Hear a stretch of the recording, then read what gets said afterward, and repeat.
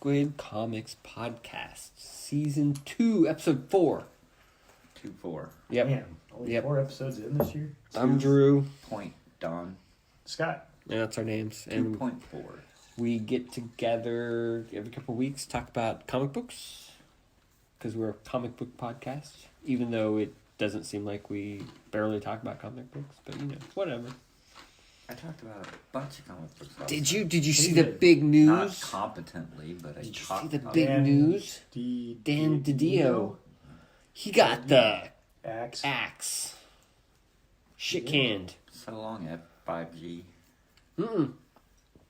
That's still happening, They're dude. still saying that that's going to happen because 5G they're probably still already coming. publishing shit by at this point in time. I don't know. No, it's supposed to start like October, I think. Okay. They got a few months. But yeah, apparently he was micromanaging too much, is what I heard. Who knows? Multiple employee complaints. Yes, that's more the case. It's gonna be a scandal. No, I don't think so. Same like Bob Iger. There's something. Oh yeah, He- that's shady. He Something happened put his there. hand up somebody's pants or I something. don't think that's what's going on with Didio, but I don't know if that's what's DiDio. going on with Bob though. I don't know what's either. going on. Because I think he's dying. He has I think he tried has to cancer. retire multiple times, He gets cancer. and they keep pulling him back Yeah, in. they tried to. So- They tried to get him out because he's No. a sex fiend. I don't think so. No, I don't think so. I don't think it's that. I think he's old and just If- wants to get out. If anything, it How could old be, is he? He's 69. He's not old. In rich people age, that's like 35. It That's could true. be. I think he's sick. That's my theory. I bet he has like cancer or something. As soon as That's what what I happened think so could- suddenly. That's what I think. as soon it as could be. people quit suddenly like that, it's like they're in trouble. But they did say that Yeah. he just said he wants to focus on the creative end of the business, and that Yeah. is. But Disney He's has enough down. money; they can hush it up. They just let him go away, and now have enough. You're Money to entitled hush to it your up. opinion, but I I don't think know, though. Mark I my read an words. article where they were talking about that he had been trying to retire for like the last freaking 5-6 years, and that they kept. well, it sounded like he got derailed because he had to buy Lucasfilm, and that kind of he decided he wanted to deal with that and kind of shepherd that transition. He shepherded through some of that, but I can't remember what the deal was there. And then when they bought Fox, that was the other one that held him because of the fact that originally he was supposed to retire, I think, last year. And so, but the whole Fox merger, they said, well, you need to be signed on through 2021. And so now that's why he's saying that he's still with the company through 2021 to make good with that promise. But he's like, I want it out. When Yeah. did AT&T become part of Warner Brothers / DC? I had no idea. I read that too with the Dandy. I don't remember when they bought Warner Brothers. I think a year or two ago, maybe. Did AT&T buy Warner Brothers? It appears so because everybody's calling it AT&T now. Yeah, they bought Warner Brothers, and they bought DirecTV. They pretty much own everything. AT&T? Well, AT&T owns a lot, But so does Disney, for that matter. Yeah. Yeah, but AT&T is like a telecommunications company. Disney just owns IP. I mean, they Well, don't that own, is true. like they don't own like telecommunications. They don't own like all that stuff that can brainwash you and whatever else. Correct. Oh, wait, IP, they can do that. So yeah. Anyway. So yeah, Didio's out. 5G is supposedly still going forward. Is Didio supposed to be a And Jim Lee planet? just relayed. He is at Planet. He was supposed to be doing a panel at C2E2 Yes. this weekend. That panel was canceled because it was talk to the publishers. It was him and Jim Lee. Yeah, so it's Right. now talk to the publisher. Maybe. But then they canceled it completely. Did they? Which Well, yeah, because But Jim why Lee would like he- woke up and goes, "What the hell?" Yeah. Why would he be at Planet, Planet? though? because he's Dan Didio. Yeah, He's but a he creator. doesn't. He writes stuff. Well, He's That's well, not when the they reason he's there, though. well when they booked him, he had the job. I understand. Yeah, I It's know, but changed. why he's would still he a not writer and cancel? everything else. Oh, he may cancel. I He don't might, know. but he may just want to get out there because he could get a long ass line of people and whatever else, and who knows? Maybe Or he can- every single person will go, "What happened?" What happened? True. That's I'm what sure they that's will. what I would do. What Go for happened, it. Dan? He could probably charge what $50 a signature or something, and make just a ton of money. while There's he's there. no way. There's no way. I'm gonna go rebuy all my new 52 Omax and have him sign them. You can buy them from me. Sweet. Wow. How much you want for 50 cents? Cover price.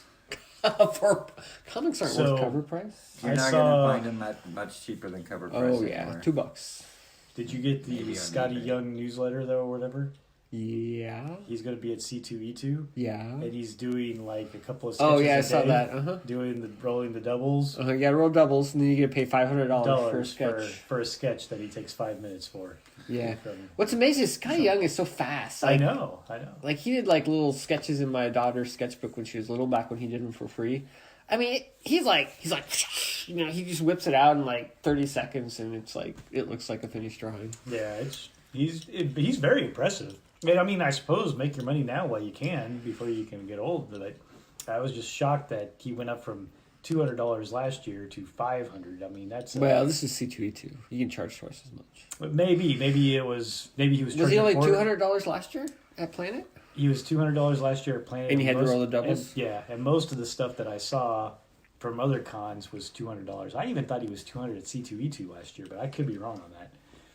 Yeah. So it'll be interesting if he keeps that. And Planet being his hometown, type thing, though. Well, I say hometown, where he's living at now. Maybe It he is does his, a little bit it's more. his, yeah, it's where he lives. Yeah. Yeah, that could be. Maybe he'll go a little bit cheaper there, but man, I was just like, I holy guess cow. the C2E2 has to pay like probably an appearance fee, whereas maybe Planet does not since he's local. I don't know. Yeah, maybe true too. But on the flip side, though, one of the things that he was doing that was really nice was I think his signatures were free for up to 10 books. 10 books. Yeah, if I remember right. Reading. Unless And you're that's- getting it graded. Well, that's true too. Unless it's a CGC, then it's always $10. Yeah. But I mean, But I yeah. understand that. But a yeah, lot of 10 times, bucks. too, 10 books. which I thought was a pretty good. Scotty Because Young's a more and cool more dude. are. Did you see not doing that Strom posted him, Baldemar, Jake. Jake, and Colin are all going to share a table at C2E2? I saw they're all going to be there. They're sharing a table. He said, come by, we'll be at Artist Table, whatever, Artist Alley F12. No, cool. How do you cram 4 people behind one They'll just effing rotate. table? They'll probably rotate around and have somebody that's there for a couple hours. I was here, just a like, couple well, hours that's a there. cool table. Are you sure it's not like 2 tables? It might be, but it said F12. Yeah. So I don't know how big F12 is. I don't know but either. It's Could be a probably little bit huge. longer. Could be I know like an that- end cap. I know when Buster, the 2 times I went that Buster was there, he shared with one other person. Yeah. It was 2 people, Yeah. which I get that, but 4 is crazy. Yeah, we treated them pretty good at AirCap. They each got their own table. I know. And we gave Colin 2 tables just for him. I know. We were too nice. Yes. We should be competing with Chicago. C2E2. They should be paying us. They should be paying for us. the tables. Yes. So, yeah. Cool. Anyway, I just thought that was strange. That is a little strange. I didn't catch that it was all at the same table. I just saw that they were all going to be there. Oh yeah. Did you Well- see that picture that he posted? That's the book him and Scotty are working on. No. Of the at the bar. Oh, that Scott Drummond posted? I saw it on I Scott saw Drummond's Kyle Instagram. post it, but Uh, I was looking. I'm like the Kansas City peeps? yeah. Well, I'm that's like, why- 1, 2, 3, 4, 5. I'm like 11, and then I'm like 1, 2, 7. We've had 7 of the 11. Yeah. 4 of them. Wow. Well, that's why I clicked on the picture and it We've got popped up. 7 of the 11. I clicked on the picture and it popped up the names of everybody, and Burnham came up. I'm like, Chris Burnham is in Kansas City, and so I put on Instagram. I said, "Is Chris Burnham in Kansas City now?" And Scott Drummond's like, "Yeah, you should get him to come to AirCop." I'm like, "Well, no crap." Yeah. Yeah. no There crap. you go. You could Which- have. Why don't you just get I all don't- 11 and just some big spiel there? Well, we can't get Jason Aaron to come, There's 2 that would don't be That's impossible. true. and Scotty One Young. impossible. One like 50% impossible. Yeah, So there's 2 in there that would probably never. the rest well, we had. I'm surprised you only had 7 of the Well, 11. Yeah. Well, we Was that haven't just had because We Jason haven't Aaron had- doesn't like? Alan, yeah. We haven't had Aaron. We haven't had Burnham, and we haven't had Oh yeah, okay. Scotty Young. But Scotty, you almost had. Yeah, I know. Almost. So It get might to your happen. 50-50. No, that's you what I'm know, saying. something. He's my 50-50. There's That's one that right. will never happen. You know, 'cause One, since he's even in the same studio as most of those guys now. Yeah, I think that's how we almost got him last And year. I'm Because Kyle thinking- was talking to because him. he could be almost like, sure, what the hell, you know? no, 3 hour that's how it drive. almost happened last time. So. Yeah. Get to hang out with And everybody. I mentioned it to Kyle, and he said he'd check or ask or plant the seeds. But I was like, man, I'd like to just be. I would have liked to be on the end of that table, just hang out with those guys for like an hour or 2. Yeah. That would be great. I would agree, except for my comic knowledge is shit. So Anyway, oh, who watched Hunters? damn it, I did not. Did not. Did you like it? I haven't finished it. I'm up to we watched like 6 episodes. I liked it. Okay, That was good. that's good. It was I one that we enjoyed talked it. about watching, but I just had. I mean, it wasn't like the greatest ever, but it was good. Okay. And it's pretty heavy. It deals with Nazis, and they do a lot of flashbacks to like the Yeah. concentration camps and stuff. So because they kind That's of weird. interview the stories, but The so it gets previews a make it little- look like it's a Tarantino type show or It- something. Like it's trying to be Yeah. all like quick cuts Right, and they edgy do. with music and overhead. It's and not camera angles. really. I mean, it's I don't know. That's what the marketing looks like. Right? Yeah, I know. It looked like Kill Bill or something. Yeah, doesn't it? Yeah. Okay. No, but I it's not agree. like that. Not really. Oh, okay. The weirdest thing is the guy. I don't know his name, but The one from How You Met Your Mother. Yeah. Yeah. It took me like 2.5 episodes to figure out Really? that was him. I realized was it like, from the Is that? previews. I was like, Ted? oh yeah, it Yeah. is. Yeah, Ted. I was just like, that's weird. But no, it's cool. I mean, it's obviously you guys know the plot, but I mean, there's like a bank heist in it. I mean, there's like different stuff, but no, I was digging it. Cool. And then I told you I started watching, which I haven't gotten very far in it, but that Too Old to Die Young. Mm-hmm.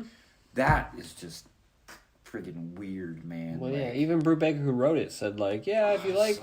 it's It's like really like- weird, so it gets weirder the longer it goes. It's It's like a like- 10-hour weird movie that like just gets stranger and stranger. it's like David What's that on? Lynch. Amazon. Amazon. Yeah, it's like David Lynch meets what's his face? Kubrick, kinda, with weird music.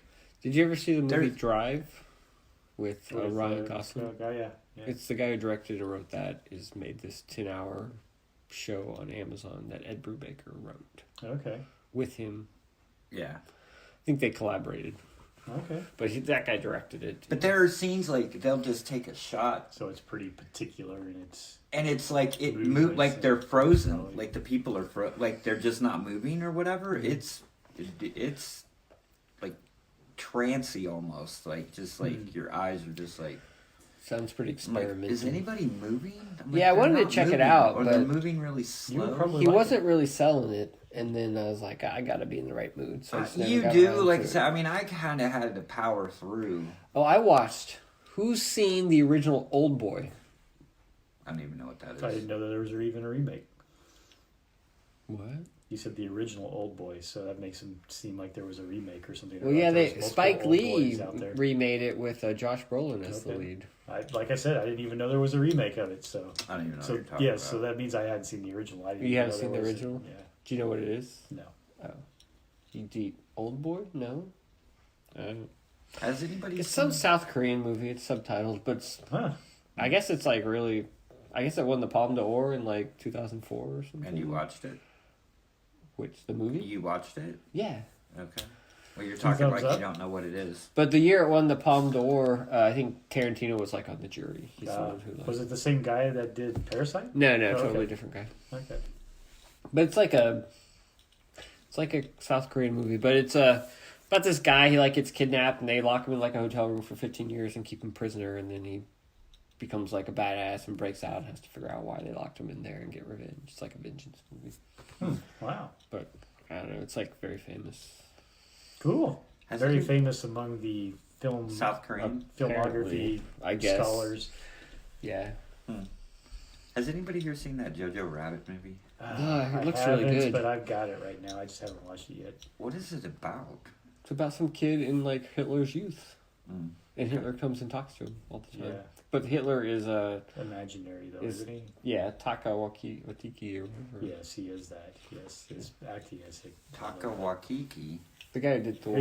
Who's directs Thor Ragnarok. and some other stuff lately. He directed like the last episode of The Mandalorian. He did. He's Hitler? Yeah, he plays Hitler, and plays he's it directed and still, wrote the and movie. He directed and Okay. wrote it. So, Mm. but he does more directing than anything else. But he did Yeah. act in this one. But I mean, he voiced Korg, I guess, in Did you ever see What We Thor Do Ragnarok. in the Shadows? What We Do in the Shadows. I don't think so. God, are you just living under a rock? No Old Boy, no What We Do in the Shadows. I don't know. I guess. Don't feel bad. I haven't watched either one of them, but I do know about What We Do in the Shadows. It's What like is a documentary about vampires. It's a type mockumentary thing. about vampires. How old is it? Oh, 10 probably a years. decade. Hmm. Wow, we agree. There you go. I've watched No. most of it, but then like I was my thing watching. messed up. And I was couldn't finish watching Hunters and Too Old to Die Young. it. I watched 1917. Yeah. Oh, my dad saw Okay. that. How It- was that? It's good, especially for probably you that likes film and kind of how they do things, and stuff of that nature. I mean, the filmmaking behind it is freaking amazing. They do really good and great cinematography, great what would you say, overall movements and things like that with the camera. I mean, the takes that they do and how they do it is incredible to make it almost seem like very, very. My long dad said it takes. wasn't very realistic, and I'm like, I don't know what So that I means. don't know. I mean, considering I wasn't alive in 1917 I wasn't and either. not through that, I don't know how realistic it was. I mean, I felt. Here's my thing. I thought the movie, just because of the filmmaking and stuff, it is tense. I felt like, I mean, that whole thing. My stomach is just churning because you're just like, oh, what next kind of crap is going to happen and whatever else. Now there's. Was It's it not not a- churning because like the camera's all wobbly. No, because it's Oh, not okay. that type of thing. It's not like the hand cam things, Oh, but okay. yet they do it so well. It just feels like everything is just moving from one scene to the next, and you're never really stopping to breathe because there's no cuts really. I mean, very little. I mean, they're constantly following somebody, and stuff, and then you turn and see other hell that's breaking loose in a lot of things. So. But it's just because of the fact that it's so individualized, where war a lot of times, okay, so have you seen Dunkirk? Yeah.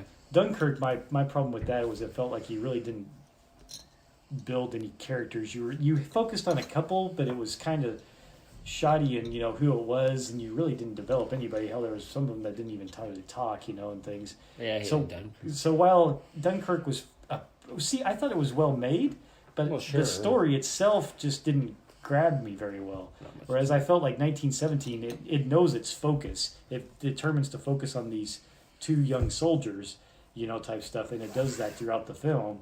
And while the characterization isn't great, I don't think it just gives you more of that intimate feel. I thought with it. Cool. But overall, it definitely has its issues as a total film. But man, it's definitely intense. I thought. Cool. And then after that, and feeling like I was just went on a roller coaster for 2 hours or something like that, I watched some brain dead movie and watched Charlie's Angels. Nice, the new one. Yeah, Was it pretty good? it's a good popcorn flick, I thought. But I was going Scott likes in. everything. I do like except for Rise of Except for Skywalker. Star Wars. That's right. He has higher Freaking hate standards. Star Wars. It's higher standards. like, But Charlie's Angels Hey. and Harley Quinn was awesome. He had no I liked, expectations. what was that, 10 Star Wars films and then one that I did not like. So, but yes, Charlie's He's in Angels. every DC craptacular.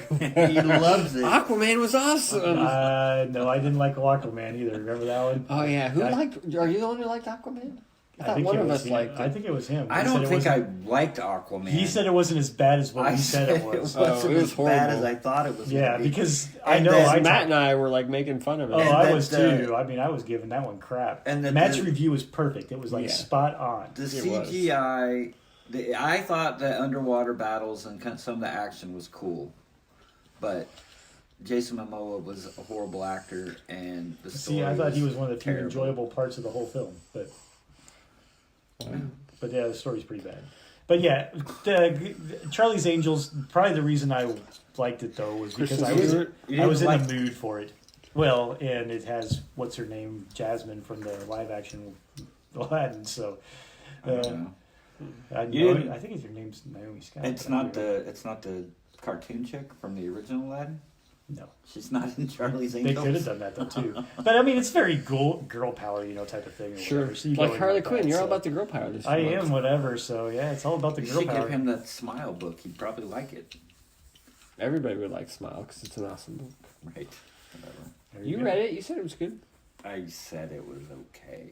You said it was good. I was forced to read But that. Charlie's Angels is not as bad as what I expected it to be. Cool. So, and that may have been part of the thing too. Expectations were low, and I just needed a brain dead fun film. And I just turned on the Democratic debate. It's like, my dude, I did watch part of that thing. So I watched part of it last night, and then I immediately turned on the SNL skit of it. It's like the same thing. Yeah, Bernie said, call me, meet me, right here. We were talking about it today at work, and I told everybody I was just going to start talking like Bernie Sanders now Sweet. at work. I'm going to start talking like Larry David. Figured it was Elizabeth Warren or whatever. Yeah. I don't even know where that Tom Steyer guy came from, man, but that guy is loopy fruity. Like, he's crazy. That's why They're all crazy up there, yeah. but he's a different kind of crazy. He's a different kind. Well, in the SNL skit, he was like high on mushrooms or something. Like Tom that. Steyer? Yeah, like they Which had a guy, SNL skit is this? the North Carolina one. I'm surprised you know it I because he like watches them all. I know. I thought you Yeah, watched SNL. I didn't. It didn't It record was a the new cold one. open. Well, it was from like a couple weeks ago. Oh. Well, I saw it if it was the one from a couple weeks Yeah, ago. the other guy's Tom Sawyer. He's like, oh, I'm tripping out. I'm tripping on balls. I'm tripping on balls over here. You know. I don't remember that. So anyway, it's funny you said that because that's what Oh, yeah, SNL I- thought as well. I've been watching. The last two were terrible because they had J.J. Watts hosted one and then RuPaul. Actually, I don't know who I thought J.J. you- Watts is. I thought he was talking about the Democratic. Yeah, you No, watched no, the last the two last and they one were was terrible? terrible. I thought they were more entertaining than Saturday Night Live. Oh. Oh wait. Yeah, no, it's like my new favorite TV show, the Democratic Debate, Right, and I it's can't wait until it goes to the convention when it's contested and all hell's gonna break loose. Oh, 'cause it's they're gonna be just good. gonna be fighting. It's just gonna be like a 10-round be boxing awesome. match. Well, you know, It's I like hate standing. what is it, Bill Maher or whatever. I'm Oh, not yeah. a fan of his, but he put something up there where it was like, the Democrats, in order to beat Trump, all Just they have have to to be- do is be less less crazy. crazy. Oh, I than saw that. Trump, That was so you know? funny. That was the And- greatest thing and ever. that is great because he's It like, was. they come out and they're all for these different things. The rights of a transvestite in the jail, in prison you know, to get a prison. sex change Yes. operation. It's like, what's your demographic there? There. How many votes are you winning with that position? Yes, What was exactly. People in prison can't vote. And how many of them are transvestites trying to get sex change? Yeah. I mean, I don't know what your position. Position I don't is. know why you're going after this position. Why It's you not have going to to get do you any this? votes. So Yeah. one of them was like $45 trillion for Bernie. It's what he was going to spend, and they're like, our gross, like we don't even make $45 trillion in like 10 years in the U.S. like combined. How are you going to pay for this? But my favorite was the one where the last one, where what's his face was the mayor, the New York guy, Yeah, Bloomberg. Bloomberg. Yeah, he's good. He's like, this is a great country. He's like, you're the only socialist that's a millionaire with 3 houses. He's like, what am I missing? And then Bernie's like, excuse me. I have one house in, where's he from, Massachusetts? I don't know, Vermont. Vermont. I have one house in Vermont because that's where I live. I have one house in Washington, D.C. because that's where I work. And I have a cabin, a vacation cabin home that most of us in Vermont have. So, excuse me, sir. It's like, are you kidding me? You're up there defending that you're a millionaire and have 3 houses. And it's like, And people are still voting for him. it's okay. But he's not a billionaire. He's I just know. a millionaire. And then, There's a big difference, Don. 1,000 times. I mean, they're all crazy. Biden's like, I never had money. He's like, I only have money now because I wrote a book. He's like, it's the only time I've ever made money in my life. What? It's insane. And it's great when they're all going after each other. It is pretty funny. And the thing that gets me is they're all fixated on Bloomberg's taxes. Oh, yeah. They're like, well, you haven't made your taxes available. And he's like, I haven't even done I'm it yet. working on them. I'll have them in 3 weeks. And then Warren's like, well, that's not acceptable. That's after Super Tuesday. The voters should know before Super Tuesday. Well, they're not due till April 15th, lady. Change the law. No, they want 10 years I of know. back tax. And I'm like going, it takes a while to count $61 billion, guys. Like, it takes a while. don't Okay, know. we digress. It's For insane. 10 minutes about digress. politics. It's funny though. It's hilarious. It is It's really my new easy. favorite TV show. I I love can it. believe that. It I is love fun. it when the debate's on. All right, Yeah. hit us. I guess we should talk. Yeah, I about guess we could even talk Ooh, about I ain't talking comics. about this. Comics. All right. I read Fantastic Four Grand Design. See that big four? That's a Fantastic Four. Mr. Shioli. Looks like somebody did Tom Scioli did this. So we did X-Men Grand Design, and then Tom Scioli decided to do Fantastic Four Grand Design because he's a Kirby guy. Mhm. So it's. Which one is Rug gonna do? Is he I think gonna do Spider-Man Grand Spider-Man Design. Grand Design? I don't think Rug's gonna do one, but if he did one, that that. would Wow, be my look guess. at that. I A know. lot of Looks words, aged. a lot of panels. Locked up pen. So I was reading this, and okay, so like You with the wanted to lose your mind. X-Men Grand Design, I'd read like most of the X-Men comics that were in the 2 last volumes, but like the first volume of X-Men, like X-Men 1 to 60 or whatever, I never really sat down and read those. So the first Grand Design was a little rough to get through. Well, this is all stuff that I've mostly not read. I mean, I've read the Coming of Galactus storyline and maybe the early like first 10, 12, 20 issues of Fantastic Four, but I haven't read all of it. So, I mean, there's like each issue is like broken down to like a page is kind of what he's doing or whatever. So it was a little bit of a slog It to was get very through. jumpy though. I It was started jumpy. to read Yeah. I read the first issue and it You have didn't this start too? out. I don't have the big collector thingy. I bought the single issues Wow. and I So- started to read the first one, but it doesn't start out like Fantastic Four #1 where they go up in a ship. Like it Starts out with like the Watcher. Yeah, kinda, it's, like, it weird. takes like a bigger sort of. It's almost like a history of the Marvel universe type thing, almost. But anyway, eventually they do Sorry. get to the Fantastic Four going up in the rocket ship, and you know, it's like I said, it was a bit of a slog at points because there's so many words on the page, and it's very not Technical? decompressed. It's the opposite of decompressed. It's very compressed, and so it's like they're almost trying to like- sum up like a whole issue of comics So in very like dense. in like you know Yeah, 9, it's 10 really panels. dense. It's So it's almost really like dense. Hip Hop Family Tree. It is. It is. I mean, that's the whole thing they're going for. I mean, Pisker did Hip Hop Family Tree, and they did that same Yeah, no, I strategy know. for X-Men, and now Scioli's doing it for Fantastic Four. But the second issue, well, that's when he starts, like, going off on his own. Like, he takes, like, the story, but he starts, like, taking liberties. Do you have the second issue? Are you I reading have, it? but I haven't Can I read it. spoil it? I don't care. I All don't right, know cool. When I'll have So, the mind you know, frame to there read it. was always that thing where Sue like was attracted to Namor, but she married Reed, and blah blah blah.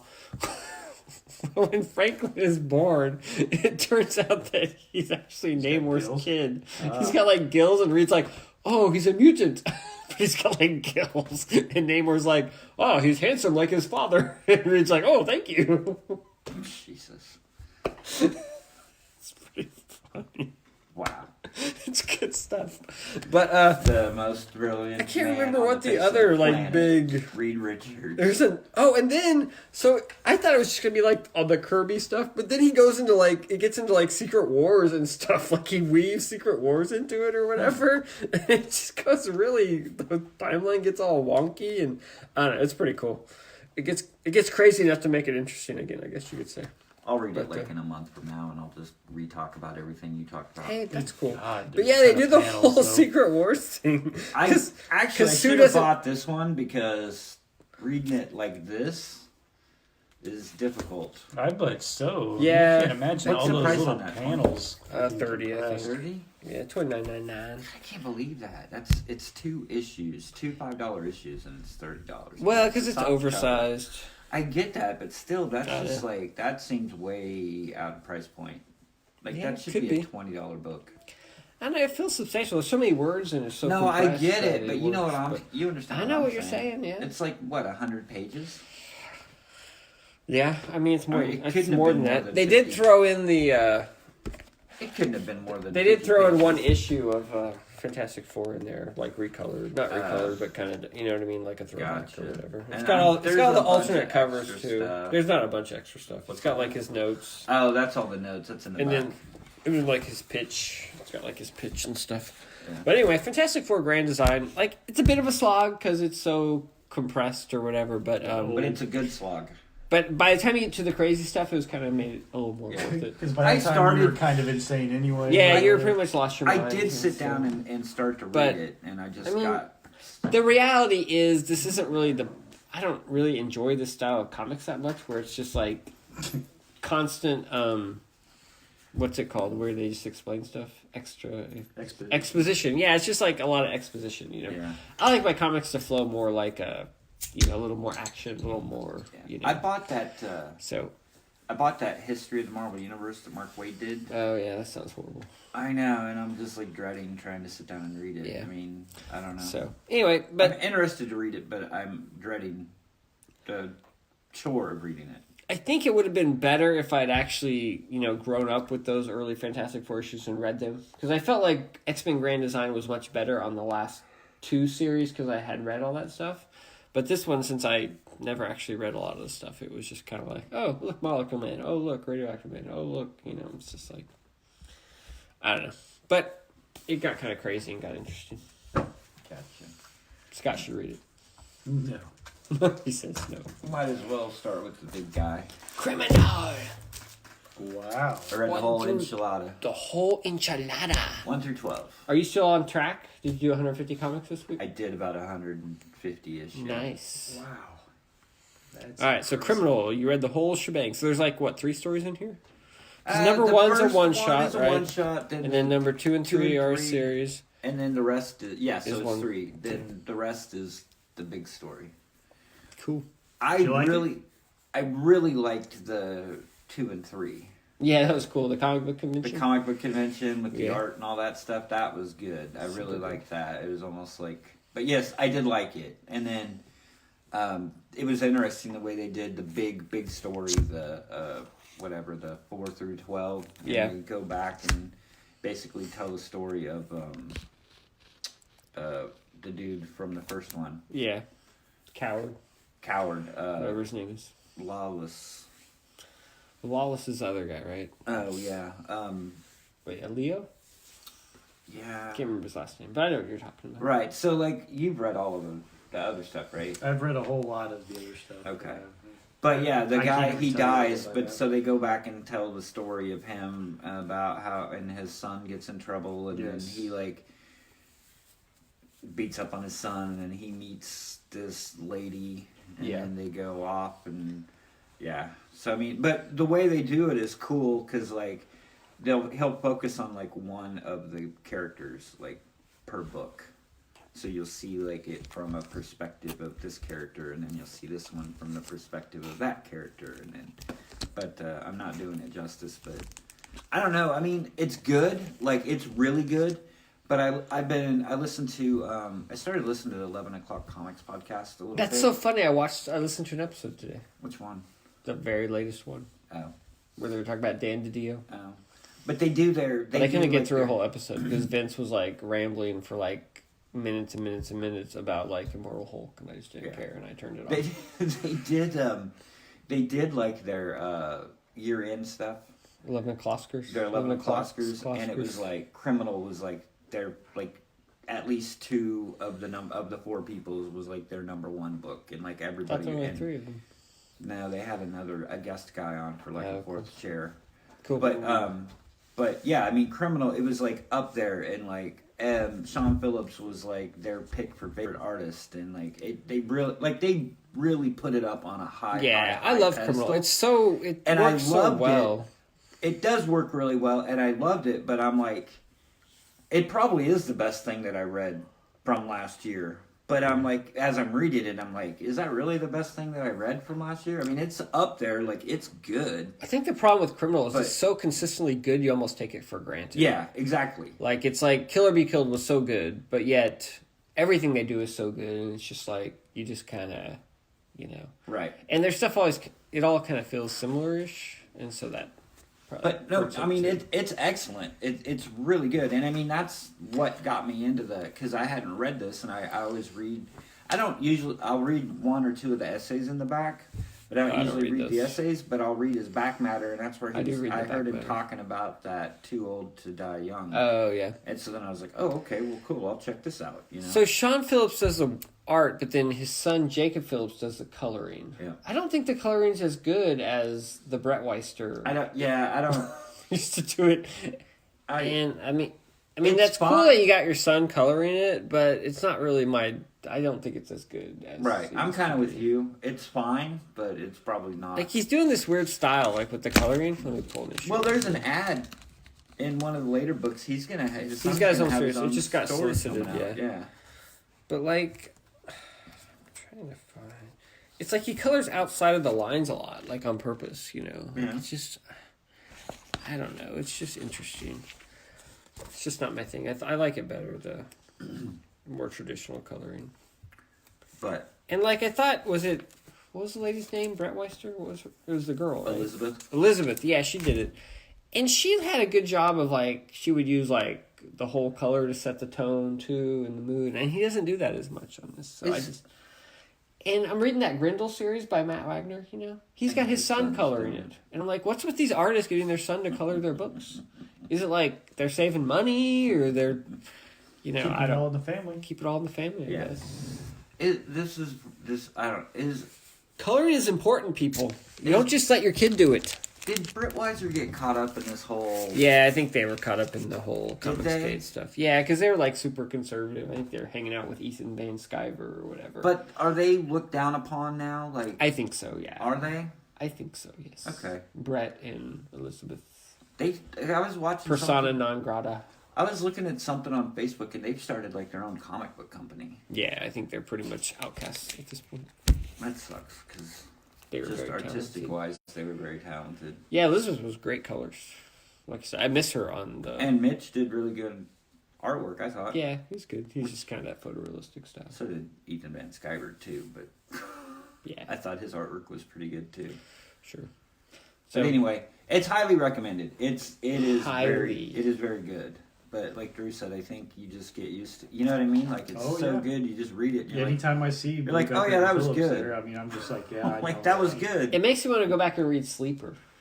Because it's Oh, been yeah. so long since I've read that. I And do I too. didn't love that series when It I first makes read it. me It was wanna- good, but I didn't love it. Okay. I want to go back and read Gotham Central. Oh, I never read that. I liked But it that at wasn't the Sean time. Phillips, was it? Nah, it was like Rucka. Like Michael Lark or Brubaker, something? It was a lot of them, but I mean, it was Brubaker doing crime. I mean, I remember reading it, What's Guster? and I liked it. I liked it. So I was on this like kick then with 1917 and Letter to Joe. and Letter to Joe. So I tell you what, though, this it's fantastic. Oh, You Scott know, liked it. it. Really is. He liked Letter to Joe. It was a well, and I think How a lot can of you it not? is It's because of, fantastic. well, but here's the thing though for me, and Here's I the think thing. where you probably hit the nail on the head for why I would like Oh, it he's somewhat. giving you credit. Well, I do, yeah. He's getting in with some of that, but I think a lot of it is the fact that it has that basis of something that was true. You know, now granted, he admits in the back that he took a lot of liberties with things in there, but the whole basis of this story is something that it is the letter to Josephine. That this guy wrote to her, and it's shown in the back in its entirety and everything else, and that just gives that extra pull, on, I don't know, emotional wise or whatever else you want to say to the whole story. And Yeah, it's an interesting framing device to use that to kind of to it's- make it something different. Because otherwise, it's just another World War II exactly story, right? And I But think using that's- that framing device makes it something it unique. puts it that next tier Yeah. up there. Exactly. I agree. And something that they, it moves at such a good pace, throughout everything, but yet highlighting, individual lines of that letter and everything as it's going on there, and even including some things, of what she's doing back home, a little bit, in keeping that. What would you want to say? The groundedness, between the distance between them, I guess, and trying to get that all in there. But yeah, I really, really enjoyed it. And Kelly Williams' art is just really well done throughout there. I mean, it's very interesting because Kelly Williams has. Well, that hand lettering. Well, he's got a really good, dark style with a lot of this in a book, that's got a lot of, it's not feel good, type things. Yeah. It kind of, but yet something about with the there, and stuff with the way that he does the faces. It's not like it's funny, but it's bringing that across though of something that is horrible, but yet not to a disgusting type of thing. It's got this just beautiful quality about it. I don't know how else you really explain that. It's a horrific type of thing that's going on, but yet you look at that and go, wow, that's just really well done.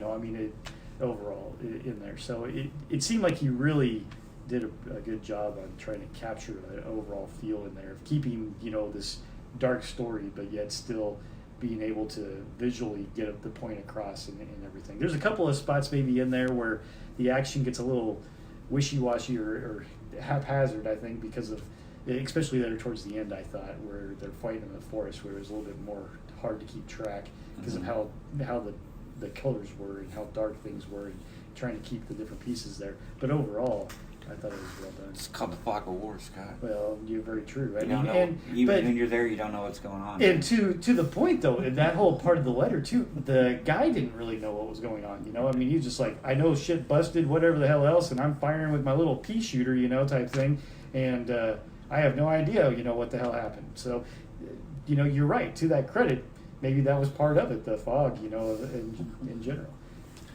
I saw a post from him a while or just recently that they put up. He's already working with that guy. Yeah, they got another project they're trying to pitch. They put up they put together like a little mini comic or something to. They're called sample pages, John. But they actually had it like in a comic book form. Yeah, it was like a comic. Yeah, sample. It's an ash can. Was it an ash can or was it full sized? Cool. Anyway.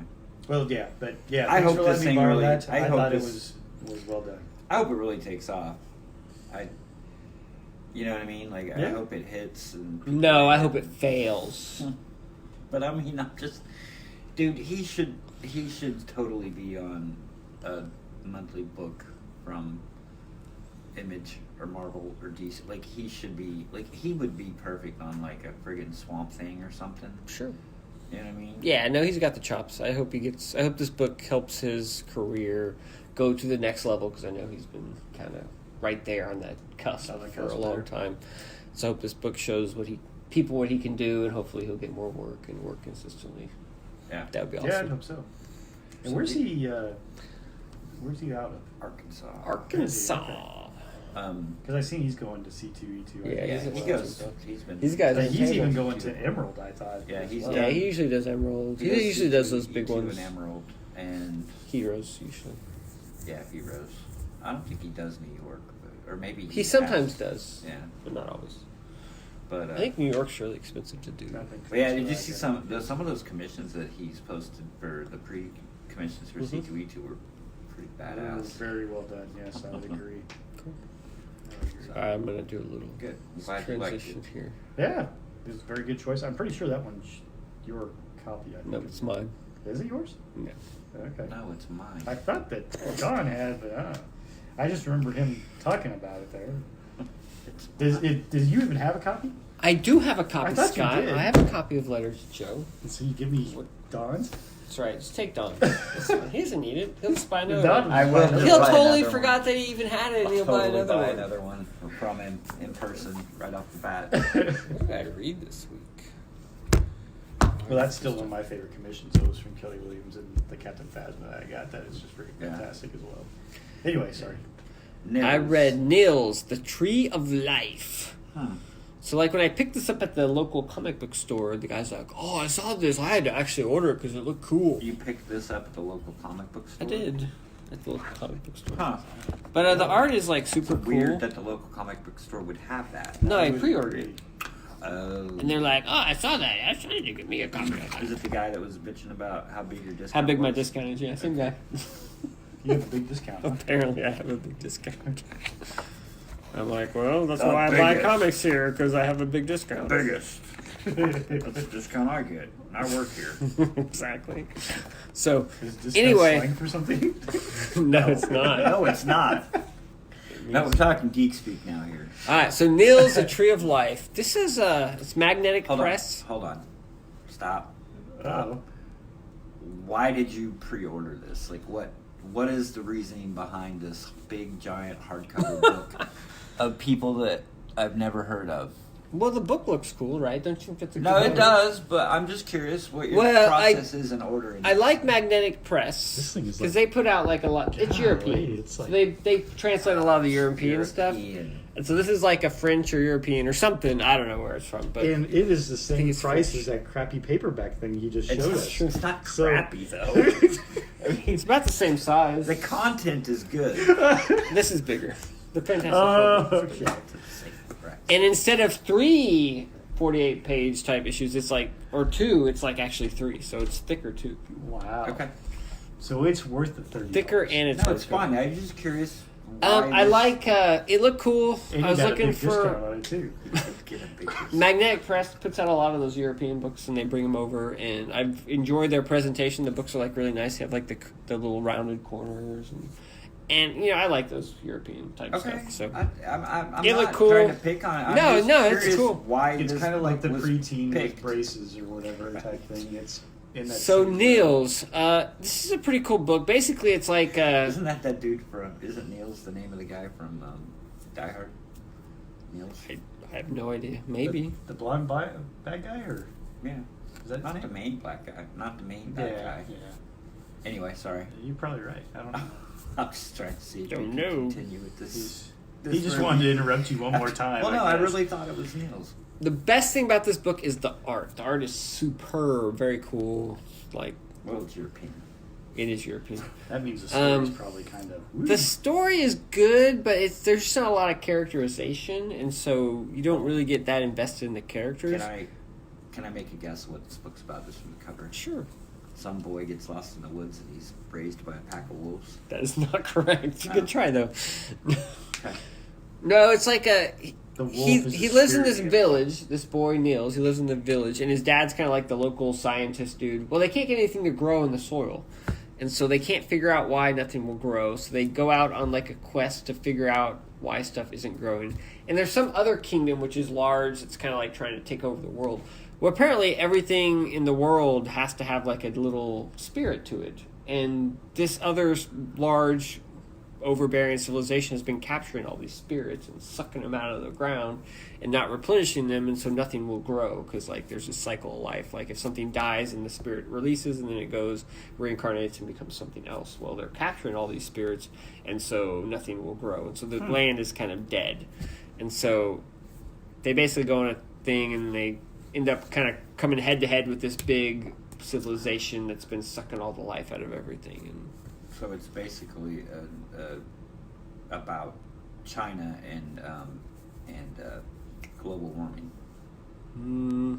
there's China is the big. I evil think empire there's sucking some- all the, I all think the there's nutrients out of the ground. I'm sure there's some like destroying the world. thematic, metaphorical type stuff about like environmentalism and stuff in there, but it's not super oppressive, or it didn't really come across as like preachy or anything. It's just kind of it's very world building, and so it works pretty well.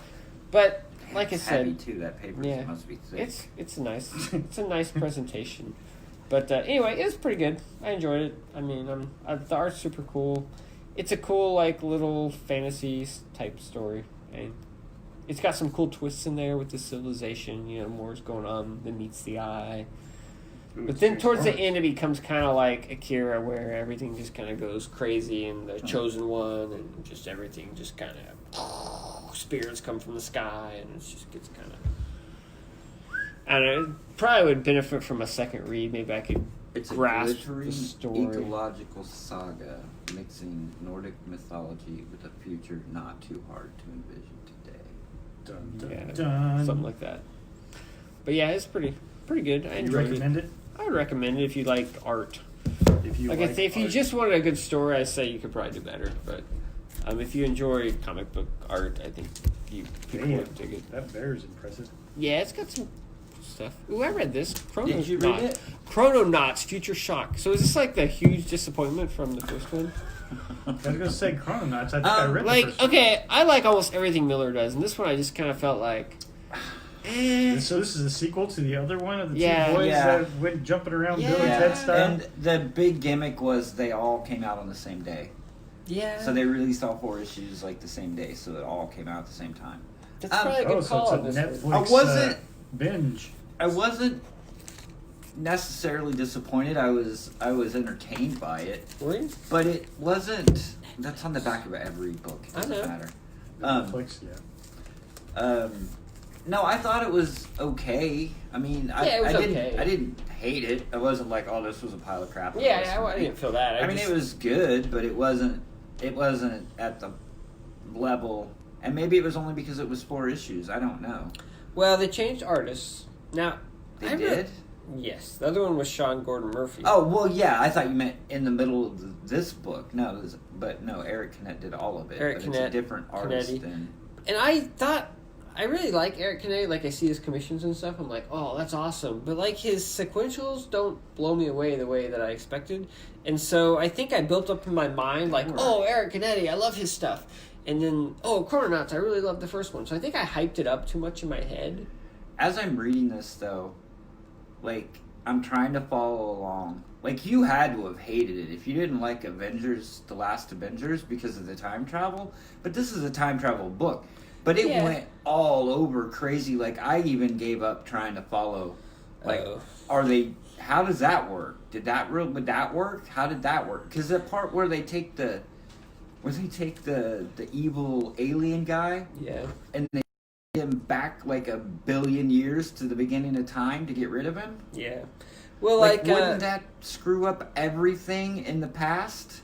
Because you've got this alien with all this technology 1 billion years ago. Wouldn't he have taken over the world by the time they get to where they Well, are? Chrononauts, like a lot of Miller stuff, is pretty shallow, and so I wasn't really looking too deep. Well, for the yeah, but I time mean, travel I'm just stuff. thinking like, okay, Based that's on a the huge, first series, it was a very loosey-goosey time travel version. That's a huge time travel, like.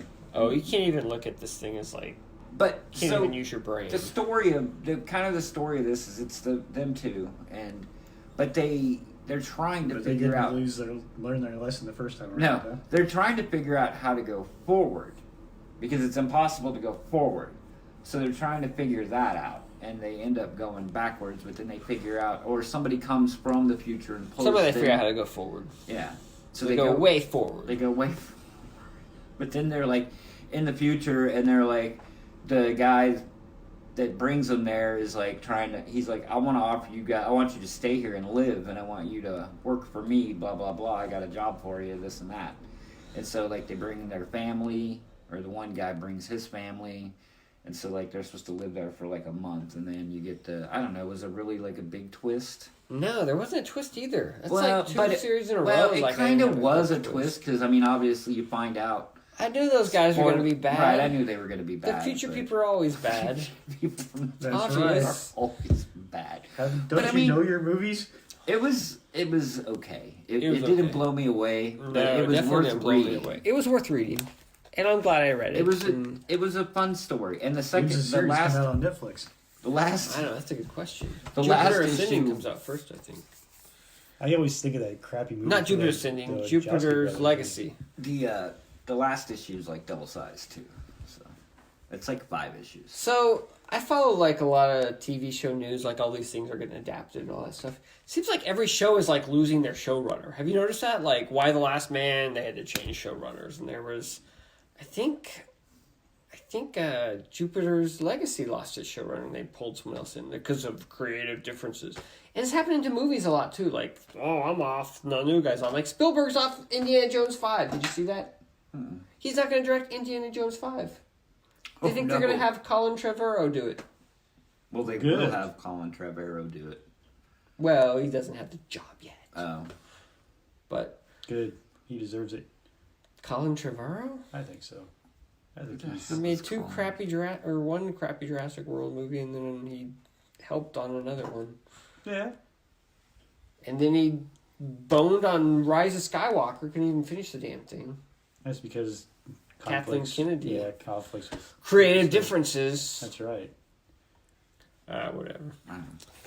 But doesn't it seem like that? Like every show is like losing its showrunner? reinvigorated Have the you Jurassic thing because didn't he do Jurassic World? Yeah, he did. Exactly right. Have No, it you- wasn't like it was a Anybody- good summer film. It was. It was Anybody could have done Jurassic World, sir. fun. I agree.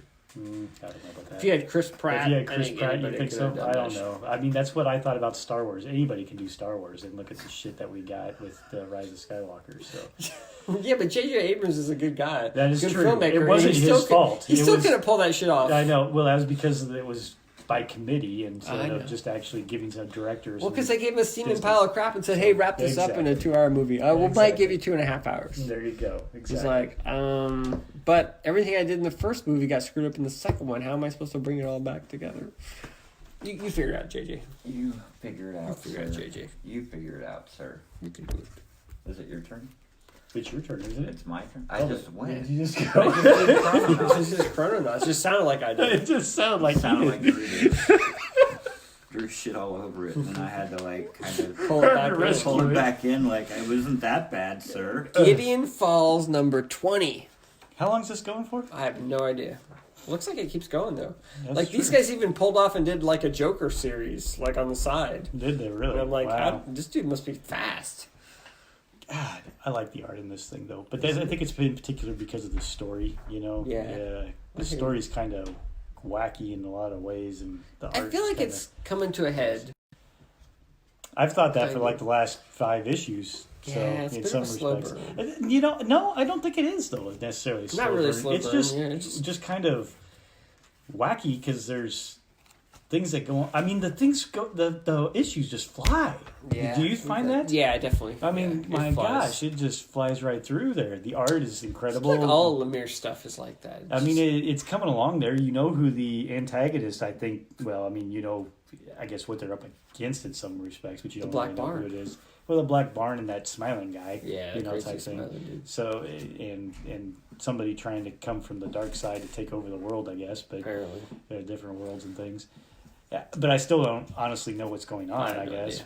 It's something that would either do with time travel and parallel universes or both or something, but I don't know. I like it, but I think that's kind of flows into that kind of tiny, whiny wackiness that I like in general when it's done well. Yeah. You know, what we were talking about. Unlike Chrononauts. Unlike Endgame. I mean, Chrononauts. More Terminator, less in-game. There you go. Maybe. I don't know. Maybe. Yeah. All right, cool. Yeah, Gideon Falls is super It's solid. incredible. Yeah. It's pretty That good. is yours, I believe. Oh, yeah, You it's don't actually yours. have. I mean, I appreciate you like handing it to me. I guess I'll have to give it back to you. What's Scott gonna do with issue 20? Is it back to me already? We're going fast. I read Outer Darkness Volume 2. So you switched trades? Catastrophony of Hate. Didn't you have the trade of the first one? Yeah, I did. I don't know what he's talking about. Yeah, Yeah. you bought single issues. Of the first one? No, I bought the trade of the first one and I bought the trade of the second one. Oh. And here I am with Alright. trade number 2. This series is... The first one was solid, but like I felt like it had room to run, you know? Like it wasn't quite there. Second one, it's like kicking butt. Like they've got everything established. And so Outer Darkness Volume 2, I feel like... Finish the review. I feel like Damn. it's really hit its stride, and there's like you start to see the characters' motivations and what's really going on and why they're doing what they're doing, and everything's really coming together really well. Excellent. So I really enjoyed it. I thought and it leaves on like a pretty big cliffhanger, and Fuck. Okay. and so yeah, there's more to come, and I feel like the characters are well established at this point, and I kind of know why they're doing what they're doing, and so I feel like the story's just cranking on. It's just going on all cylinders at this point. So, because the first one there was a lot of world building, and you were kind of trying to figure everything out, but this one it kind of Well, and like everybody was an asshole. As Yeah, well. And yeah. that still could be the problem here. but everybody I don't still know. kind of is, but no, I think you have some sympathy for the main guy now. You know why he's an asshole, and that he does have a purpose. 'Cause Okay. in the past, you didn't really know what his purpose That was. is very right? true. Yeah. And now you kind of know what his end game is, and so it's just a matter of getting there. Okay. So, yeah, it's good. Oh, cool. Outer Darkness Volume 2, very good. I So enjoyed it. I got something to read. John from the side. Layman is killing it. Well, I guess they're doing like an Outer Darkness Chew crossover, which I did not buy. Yeah. Maybe it'll be in the next trade. The weird thing is I That bought that. sounds That odd. is weird. Since you don't buy Outer Darkness. I know. Or you don't buy Outer Darkness? No, I don't buy it. You should have. It's a good show. Oh my god, you have Dying in the Dead in that pile? That series is never going to finish. No, I know. Okay. I thought that was the end of it. Like, I thought they finished it. Did you read this, Dry I County? did not read Dry County. Okay, What's this? so I only read it if there's like a spy seal in it. oh, okay. So for some reason I'm missing a ton of I'm missing a ton of books from series. So like I'll have an issue. Yes. I'll be missing and then an you'll issue. be missing 2 or 3. Well, no, it's one out of like everything. Like I read. Did you read Bone Parish? Nope. I had. It's 12-issue series. I had all of them except number 11. This one, You got all of them except for the last episode. I have 1, 2, 4, and 5. I'm missing 3. 1, 2. And this is like a murder mystery, so Oh wow. it's kinda, Well, that kind of hurt your. it made it kind of hard to pick up the last 2, but I powered through. But there's like I just figured 4 make or it kinda 5. hard There's to- like 5 or 6 series like that I'm missing like an issue out of. It I don't seems know like every what the time you come hell. over here, you have something that's missing. I don't know what the hell I've been doing, but anyway. So this is by God, what's that guy's name? He Lou just Rossi? got Rick Tomaso. Oh, Rick Tomaso. Okay. Rich Tomaso. He's done some other books. He did that book Drew's talking about, Spy Seal, which I haven't read yet, but I own it, which probably came out before this, so I'm way behind on it. But it's basically there's this guy and he lives in Miami. It's like a kidnapping mystery kind of thing, but it's pretty straightforward. Like there's a couple little twists and turns, but I mean it's pretty much just a It's straightforward pretty linear. kind of story. Hmm. Do you know he just got picked up by Inky Knuckles. I saw that today. Yeah. So I was telling Nobody's gonna buy his original art. I was telling Scott that I'm missing like issue 3, and it's like a mystery, like a kidnapping mystery. Well, luckily, whodunit issue thing. 4 probably. Well, I missed the part where the chick disappeared, but anyway. So there's this guy. He lives in Miami, I think. He works for the newspaper, and he does a comic book strip. So he's like an artist, and he also does like movie reviews. Like he did a movie review for like The Doors, like the movie The Doors. that Oliver Stone did. There's like a couple other ones. I can't remember what the other ones are, but it's fucking funny. But anyway, Fucking hilarious. fucking hilarious. So he has no life really. Like he has no girlfriend. He has no love life. He has a couple friends, but he basically goes to work, comes home, drinks a beer, sits out on his patio, watches the sunset. And so Wow, he that goes sounds out. like the best life ever. Yeah, I know, right? Jesus. Right for us. But this guy's like 20, in his 20s. So he wants to have the other stuff. But anyway, he goes out to this club. He goes out to the club all the time, and he doesn't ever meet anybody, and he doesn't have a good time. So he leaves early, and he comes back home, and he sits down to watch TV, and he's like, this is boring. I'm going to go do my laundry. So he's like 11 o'clock on a Friday night, goes down to the bottom in the apartment to do laundry, and there's this girl sitting there that he's never seen. And he's like, ooh, she's kind of nice. So they start talking, and they kind of hit it off, and it turns out she lives somewhere she lives in a different town or something. She's just there like for the weekend visiting friends, but she's in the laundry room at 11 o'clock on a Friday night doing laundry, I guess. Of course she is. But anyway, so he goes out on a date with her. They go out on a date. They go to lunch, then they go out on a date, and then she like breaks down at the date, and she's just like, yeah, she's like, I used to live in Texas, and the guy I was with was like a bad guy, and so I ran away with this guy. He like helped me escape, and now we're living here, and this guy is not necessarily a bad guy, but he never wants to go out. He basically keeps me at home, and we never go out. We don't do this, and blah, blah, blah. And then, so the guy's like, okay, fine, I'm done with her. Like, that's not going to work out. And then he ends up like losing his job, and so the issue I missed is what happens to her. So I guess she got kidnapped. Like, the guy came back from wherever and took her. So the rest of the story is him trying to track her down, to try to find her, to find out what happened. But I mean, it's a kind of, like, it wasn't the greatest thing I ever read, but it was worth reading. You know what I mean? Like, Yeah. It was a solid read. It was a solid read, and I kind of dig his art. It's kind of plain, and I don't know how would you describe it? Kind of plain, It's like kind Dan of retro. Clowes a little bit. I don't know. Yeah, but I mean, I kind of like his stuff of what I've read. But you read Spy Seal, right? Yeah. Was it any good? It's alright. It was okay. All right. But anyway, it's a cool little 5-issue. Oh, you're like, It's a little 5-issue series that How was you that can be other read in one? 4. Was it Dark Corridor? Yeah, I remember kind of liking it, but I don't remember very much about it. I don't know. Rich Tomas, like a lot of people talk about how great he is, and I mean he's very talented, but I don't know if he's quite my thing. Yeah. But anyway, it was okay. If you're just looking for kind of a really quick kind of mystery thingy, it's not bad. Interesting. All right, I think it's Scott's turn. I just have one more. all I have is one more. I only have like 4. 10 more. No, I only have like 4 more. 4 more. I read The Elephant Men. Is this the last one? This is the last of these big volumes, yeah, as far as Nice. I'm aware of. So it takes you pretty much up to issue 50. Are there any naked paper dolls in the back of this one?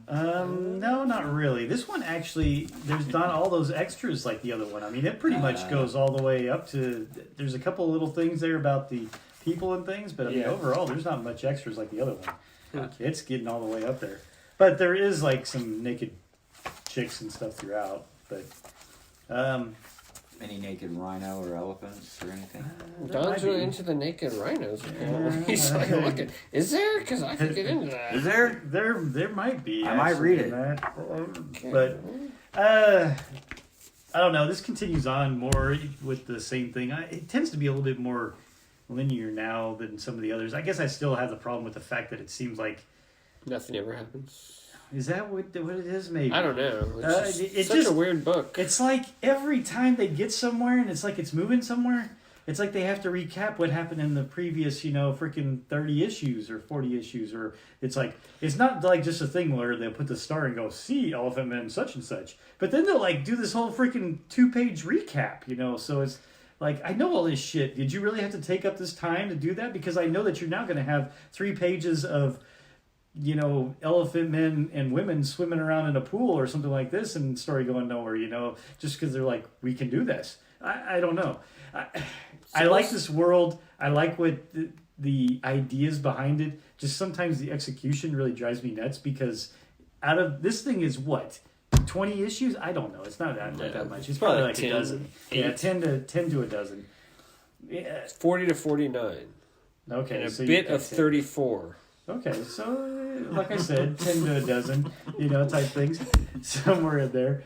But you do that, and the only thing I got out Todd of this, McFarlane math right there. the general gist I got out of this is at the end of the last one, the one chick, Sahara, was pregnant or something like that. She's still pregnant throughout all this, so, which is good, I guess. It takes 9 months to have a kid or whatever, but still, there's nothing really leaning more about it in what her...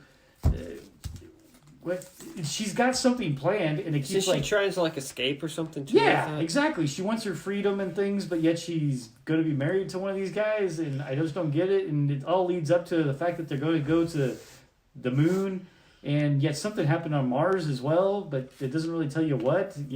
It's That's where Veronica lives. Veronica Mars, yeah, possibly. But I don't know. I think you hit the nail on the head. I feel like I read 10 issues of it, and I'm pretty much back to the place I started from in some respects, and just It's a don't feel strange like book. I'm really moving too far. And then you'll have this one issue that just moves shit along really fast, and it feels like I'm watching The Walking Dead back in the day, or something like that, or maybe even reading The Walking Dead, in which there's 10 issues of what the fuck they're doing, just wandering around the forest, and then all of a sudden all hell breaks loose and a bunch of people die and whatever. It's kind of the same type of thing here. So I don't know. Yeah, it's such a cool world, and it's got so many cool things going for it. But then it's like The execution. I almost just not want quite. a linear narrative of some kind for something to happen. You know what I mean? And and you're 49 issues in, you're like, I still don't know. I couldn't summarize what's happened, like a plot, linear wise, oh yeah, narrative wise. I couldn't tell you what's even happened. yeah. It's just all over the place. Well, it is all over the place. At least at this point, they're to that point, which okay, you got elephant men living in the world. people want them dead, it appears, and one of them's getting married to a human that seems to be having a kid, and there's still some type of weird damn flu that was out there that seems to be a bit of a mystery that can kill humans. It is. That kills humans, but it doesn't kill the elephant man. So, but they do have all these little threads that they can just pull on a little bit, and that's what they do. They pull a little bit, and then they go to this other one, and pull a little bit, and none of them really tie. It's almost like go. ADD or It's something. the Chris Claremont. No, style it's writing. not. No. When he did the X-Men, No. he would make 500 threads and never finish one. Yeah. Yeah, but he'd have like a main story, and then he'd have like a few little threads, like epilogue in the back. Mm-hmm. But this is not like that. Yeah. I wanted to ask you, something you said kind of reminded me of it, but I got a couple things. So, did you watch the Todd McFarlane kayfabe? Me? Yes. Yeah. I thought you What were did you asking think Scott. of it? Kayfabe. What is that? Well, I love it when they get these people to interview, and the So- person just rambles for an hour, and they Yeah, barely exactly. get to ask any questions. So, Cartoonist Kayfabe, it's a podcast on YouTube. It's a video podcast on YouTube that Jim Rugg and Ed Piskor. Jim Rugg and Ed Piskor did. And they got an interview with Todd McFarlane. Cool. That should be But fun. yeah, it was very interesting. I enjoyed Todd McFarlane. There were, I do too, but man, like you said, to ask him a question and he talks for 30 minutes about something and it doesn't even make sense sometimes about what he's talking about. And like, I respect Todd McFarlane. Like, obviously, the guy is very talented. Frankenstein never scared me. But, My but superheroes man, do. Because they're fast. they're fast. Sound out loud bit. Isn't it? Well, no, it's from.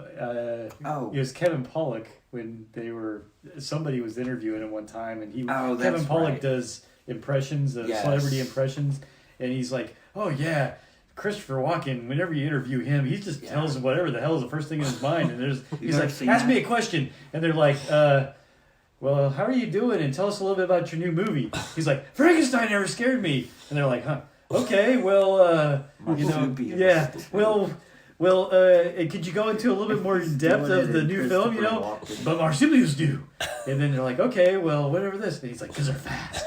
Yeah. But he did it all in the Christopher Walken, Yeah, voice. I mean, it's he's like funny. spot on. So Which- anytime somebody says about, stuff where people like don't really ask the question and they just go off on their own tangent, I always think of that skit that Kevin Pollak did because he said that's what Christopher Walken acts. I thought Todd McFarlane Have you kind of guys answered the question. Have you guys ever seen the interview with Samuel L. Jackson where the guy mistakes him for Lawrence Fishburne? I think I have, but I Have you don't seen that? remember too Oh well. my god, you have to look that up. I It have is to look that so hilarious because the guy's like, he's interviewing. I love Jim, Boys in the Hood. He's interviewing Samuel L. Jackson, and they're doing like a promo. It's like on Entertainment Tonight or something, and they're doing like a promo for RoboCop. And the guy's like, yeah, so what was that like having that Super Bowl commercial? And Samuel L. Jackson's like, wasn't in any Super Bowl commercial. He's like, are you talking about Lawrence? You do know that I'm not Lawrence Fishburne, right? He's like, not all of it. I know you think we all look the same, but we're not the same. He's like, so-and-so, James Earl Jones does this commercial, and this guy does this commercial. I'm this guy. And he's like going off on this guy, and the guy's like, oh, I feel so horrible. He's like, I'm so sorry. He's like, so let's talk about RoboCop. And he's like, oh, hell no. We ain't talking about RoboCop. And he just rips this dude to shreds. It is freaking hilarious. He was But in anyway, RoboCop? I guess. Like the new one? I guess. The remake. I don't remember. I don't guess I've remember had him it. either. That movie is very forgettable. But anyway. So, yeah. So, like, the Todd McFarlane All right, thing Todd McFarlane interview. was... Cartoonist kayfabe. Yeah, It was awesome. I enjoyed Todd McFarlane. It was, I could but- listen to him talk for hours. I thought I could. Until then. Until this. I mean, it was... What didn't you like? Okay, so... You feel like he's full of himself? Yes, very much full of himself. Of course he which is. He's Todd Probably McFarlane. should be, but... He's got like when he $80 million, kept talking $100 million. about- Okay, now that's the other huge thing that I want to talk about after it. This dude has so much money. Yeah. Why the hell is he kickstarting a Spawn action figure? Can't he make his own damn action figure? Why does he Yeah, have to Kickstarter kickstart is it? not about making money. It's about like It's it's the more best of way to it's a way to like get promotion. Yes, it's a promote promotion your- tool. Well, if you listen to Todd McFarlane, Spawn is like the number 3. Yeah, It's the number 1. It's 150, but it's number 1. Yeah. Because the top 150 are already gone. correct, and he makes So a good he's point. number 1. He does make a good point. But because what all I'm that saying IP is, is already taken. if he makes a Spawn action figure, it's going to sell. Yeah, So why does he... He doesn't need the publicity. He doesn't need the... Kickstarter is not. I don't know. As someone who kickstarts a lot of board games, it's really not about kickstarting a game 90% of the time. Sometimes it is, but a lot of times it's just about. It's more of a marketing selling tool. It's more like a pre-sale type thing. It really is. It's trying to gauge. And you could do it on your Yeah. website and do like a pre-sale, like Mondo does with like their prints or whatever. But I think it's more Kickstarter of a gauge is just a to the platform. market. It's a way Yeah. to engage your audience. You engage the audience. You find Yeah. out what they're really interested in, and it's Yeah. a pre-sale tool in some Yeah, respects. it really is, and that's what he's using. It's just weird that he's at the toy fair and he's got, here's all the, because I watched his videos of him live at the toy fair. Yeah, I didn't watch And this. he's like, here we've got all the Fortnite figures that we're making. Here's all the Freddy, Five Nights at Freddy figures that we're making. Here's all the DC action figures that we're making. Here's all the X action figures that we're making. And here's the Spawn, the retro. We're going back. We're doing the originals, but we're redoing them. But it's going to be a Kickstarter. Yeah, I don't know. he's tipping his toe in the Kickstarter. He, It is. I don't know. He I like seems to Kickstarter. he seems to almost contradict himself sometimes when he talks because, and the thing with the record, the world record, the 300 yeah. books, Mhm. like that irritates me a little bit too because Why? he didn't write. I loved when He Rugg didn't- came at him, and he like pushed back. I thought that was, Yeah. funny because Rugg was like, well, he's like, well, I'm doing this comic. I don't know why you're saying I'm not. It's Right. like, well, he has written the whole thing.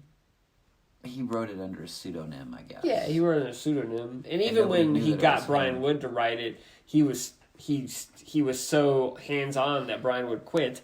It's got to be iffy though. His name is not on every. That's 'cause he used a 300. pseudonym. But even with the issues without the pseudonym, his name is not You don't think? given in the credits. Because He didn't write. He didn't But write. even the, when he wasn't writing it, I think he was behind the scenes, kind of steering the story. Would you say that? It's just really. I get it, but it's really iffy for him to go. Because Haberlin was writing it for a while, wasn't he? I mean, it depends on what he's saying. The record is. Is it just an independent comic book, like the longest running independent comic book, or is it That's Yeah. the I Dave Sim, understand it. or is it the No. Dave Sim record of I've written No, I think it's a creator-owned, longest-running comic book. Yeah. longest running comic book? Not Yeah. okay. Yeah, Then I see that. yeah. I don't think he's saying that I did all the work for 300 some issues or whatever. But then at some point he's But I like, think he is kind of saying that. Well, even though my name wasn't in the credits, I was But I there own making it. that book happen. right? No, I mean, and I get he that. was like the producer. At I least, always even thought though it he was wasn't. like the Kirby was 100. You know what I mean? Yeah, Like I get Kirby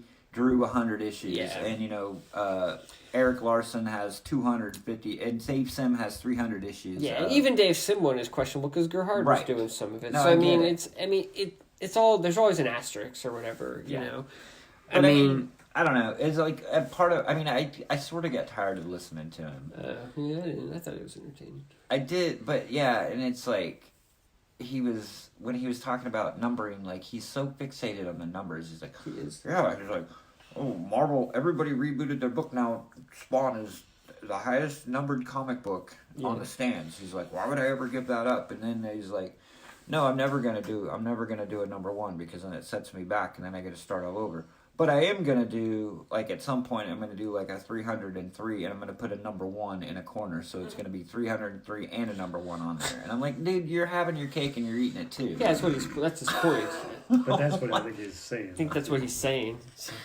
But I don't know. It's just hilarious the way he. But it was interesting. And then I'm just like, dude, you shouldn't go that long without eating or drinking or going to the Right. because your kidneys are gonna jack up.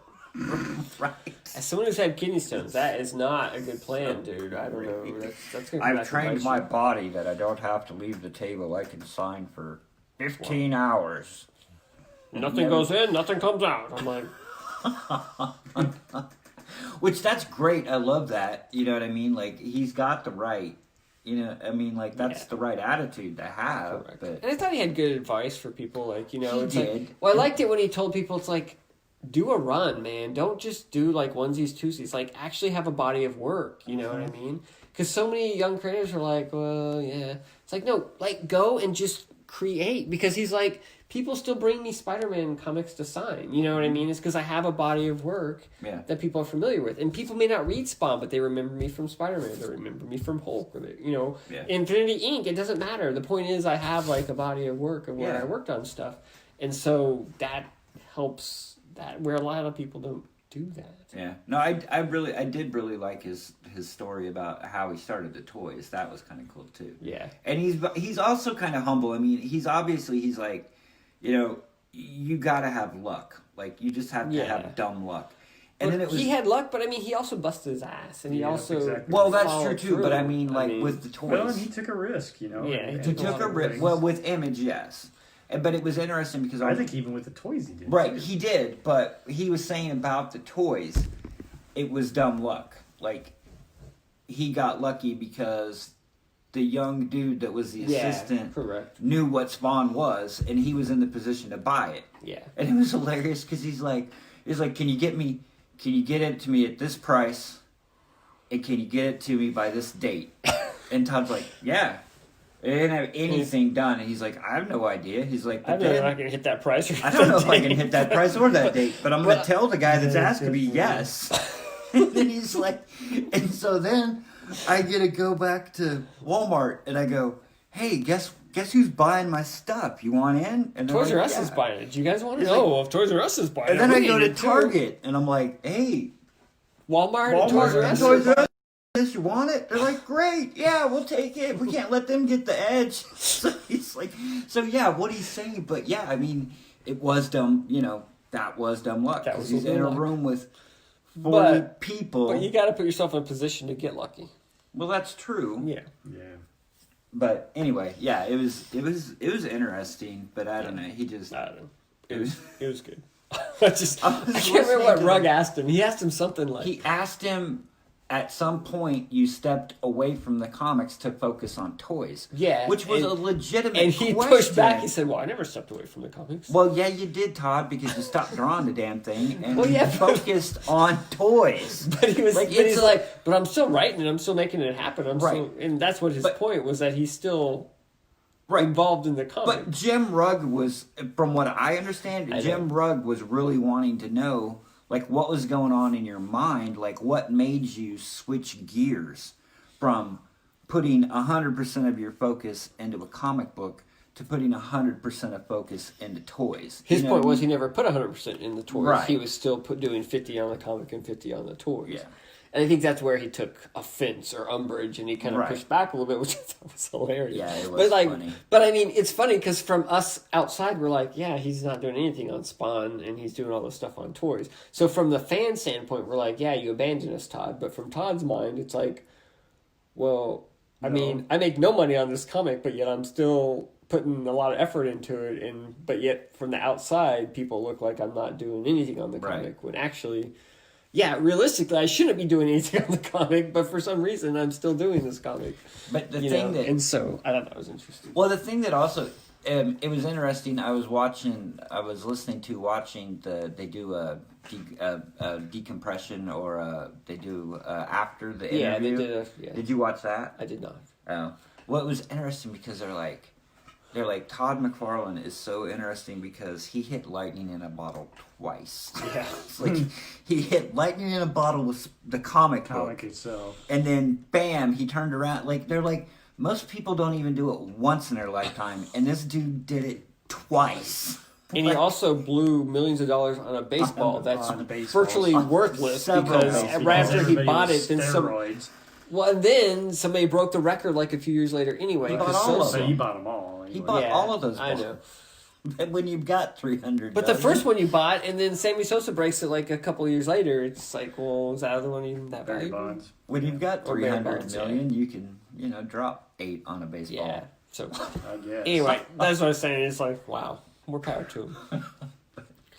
All right, sorry. I thought that was interesting enough to talk about. But the thing that pissed me off was that.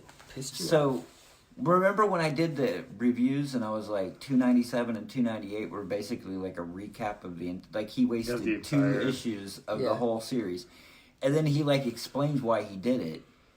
When he's like, "Oh, we got to make 300," he's like, "300's not the book. The 301's the book." But how do you get people to buy up to the 300? That's what you do. You do 297, you do 298. You do those as recaps of the whole series so that people can jump in, and then you buy 299, and it's a 3-part story that goes to 300, and then you leave 300 on a cliffhanger. Well, no shit, Todd. Then you got to come back and buy 301. And then you got a 5-part story. You got everything you need. It's like right there. Five books, 300, 301. Great. He's got it thought through, man. I Dude, guess. but I wasted $6, $8 on shit I've recap. already You read. weren't the audience. He was trying to get new people to buy it. Right, So,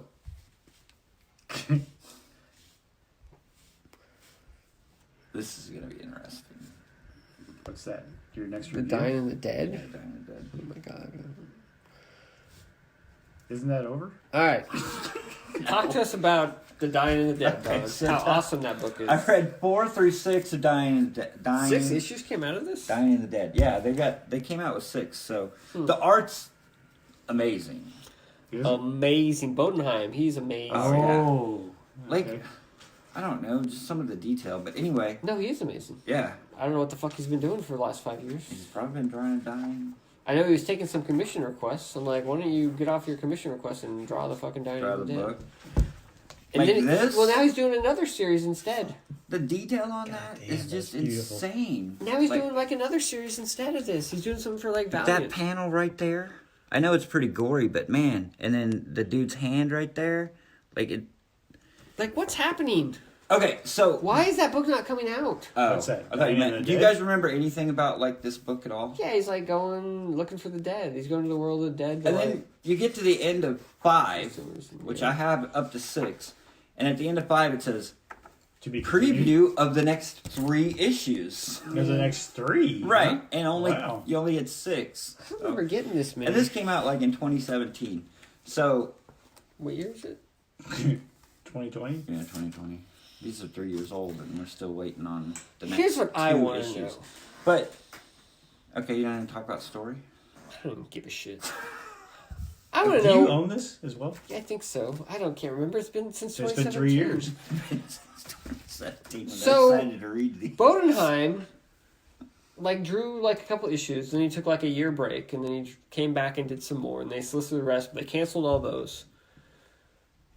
I haven't seen him do much other than covers. How does that dude eat? Like, he's not cranking any workout. Maybe he's doing Commissions. storyboards. He lives in like North Carolina or some crap. He's not even on the West Coast. Maybe he works at UPS. I don't know. I don't know either. Like, what is he doing? And then he's like gonna do like another book now, Do you like follow with him Valiant on or Facebook something. or Twitter or Instagram? Something like that. Every once in a while, I Do you look him follow up. him? He doesn't post Ask a him. lot. He doesn't want me to ask that. But like, Dude, how are one, you making a living? how does he eat? Two, why is he not doing this book? Like, is Hickman not giving scripts? Did Hickman have like a brain fart? It's like, yeah, I kind of lost focus. I'm Maybe like, maybe he has a rich wife. he must. Maybe she's a freaking corporate God. executive, and he's just Are you- raising the kids. I don't know. Are you still watching Stumptown? Yes. Are you caught up? Yes. Did you watch the one with the wedding? Yes. That when she's sitting there talking to his sister, she's like, well, she's going to lose all of her shares. She's like, she's basically throwing away $125 million. It's just like, she does like the spit take or whatever. I was like, that's pretty funny. That show's good, man. You can talk about Dying in the Dead if you want. I- Does the story matter? It's not going to ever finish. It's, We're never going to know how it ends. What is the overall gist of this? I don't even I remember. think you talked about there's, like, this, but it was some- probably there's, like, 3 some years ago. weird, ghosty, creepy people that like come. Okay, so 3 to 6. I can tell you what happened in 3 to 6. I have no idea what, or 4 to 6. I have no idea what happened in 1 to 3, because it's probably been 10 years since I read 1, 2, and 3. But so it starts out, and these people come, and they're like gods or something. I don't know, but so then we pick up on this band of like. Merry Travelers. Well, yeah, but it's like set in World War II. They're like a unit, like a commando unit, like kind of like a high strike, like secretive team or whatever. All right. And so they get these sealed orders, and they go up into a plane, and they're like, okay, don't open these up until you're not supposed to open up this orders until you land. But if I were you, I'd open them up on the plane. That's like the general telling them. And so they get up there, and they're on the plane, and of course they're arguing, well, I think we should open them now. And they're like, well, he said we should open them. So they open them, but they don't ever show you what it is. Well, they end up landing on Japan. Okay. And so they have And a they all battle. No, they don't all die. They have a battle. And then as they're walking away in 5, you see the bomb. Well, you see the mushroom cloud from Hiroshima. Okay. So then the 6th issue focuses on Emperor, is it Hirohito? Whoever the emperor is of Japan during World War II. I don't know his name. But basically, I guess he has like a secret weapon, or he has like a weapon, or he has something that he's supposed to trade with those gods or whatever to make him emperor of the world or something. So there's like this, and then they show him like they go to make the trade. They're there to like steal whatever that is, I guess. Okay. And so they sneak into the tent to try to steal it, and the dude's there, and then they find out that Hirohito didn't even bring it because he was gonna double cross these other people. Of course. So, and that's kind of where it ends, I guess, because that's all I remember. But it would be interesting to go back and read the first 3 to see what happens up to that point. What led to me? What led to it? this? But I guess it's a World War II story. I Or it's believe set these in 3 are World War like all II. flashback anyway. The first 3 were not. Oh. They're totally different. Okay, well then these are. It's like when this flashbacks. guy's an old man and he's going to like look for his dead wife or something in the dead world or something. Okay. I don't even remember, dude. It's been so long, and like 3 issues came out or 2 issues came out, and 3 more came out, and it's like now it's been 3 years and nothing's come out. All right. Well, I guess I'll probably just talk about. Can I do one? Oh, I thought Or you were done. Or are you gonna I do thought another you one? were Do done. I get another one, or are you just gonna keep going? I was gonna keep. I was gonna. He was gonna I keep thought going you were 'cause he thought done, you and were I was done. gonna do one more, and then I was gonna be done. But yes, go please. I thought you were done. I got all caught up, so I reread something. Ooh, what'd Oh you my read? god, you got Rising caught up. Stars. Oh my god. How did really? that hold up? Pretty good. Really? So I did like that back in the day. yeah, it's like pretty good. Straczynski, man. Straczynski. I like That is Straczynski. true. So Rising Stars is there's like something comes in the sky and gives all these people who are in utero while this light flashes over this town, they all get superpowers. So there's just like 113 kids who all have superpowers.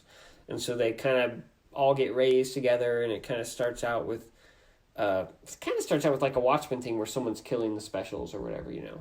Well, they quickly figure out that that their energy, their powers are finite, and as they use them, they get dissipated. So someone figures that out, that when you kill one, their power then gets distributed to the rest. So somebody's killing them There could only off be one. or whatever Should be type of only thing. one. Highlander. And so anyway, it starts out, it's kind of like a Watchmen thing, like who's killing everybody, the specials type of the superheroes or whatever type of thing. But then, so this book has such a cool idea, and it's fairly well executed, but they switches artists so many times. Like it starts with Ku Cha, who does like 2 issues, and then I think Christian Zanier takes over, and he does some issues, and then during the second trade he flips off, and then Brent Anderson takes over, and he like finishes the thing out. So the first Brent Anderson. I don't know where the E came from. But anyway, so it starts out, they're trying to figure out who killed it. They figure that out. Well, then it turns out, like, it shifts, like, 10 years later, like, one of the specials has gone crazy and, like, taken over Chicago. Like, totally taken over the whole town. And so then the rest of them decide that they have to go. They get, like, they're kind of outcasts at this point, but the government can't do anything about them because they're so powerful. And so they get, like, amnesty if they go take Chicago back. So then the second trade is mostly about them trying to take Chicago back from one of the ones that went bad and kind of figure out everything that happened.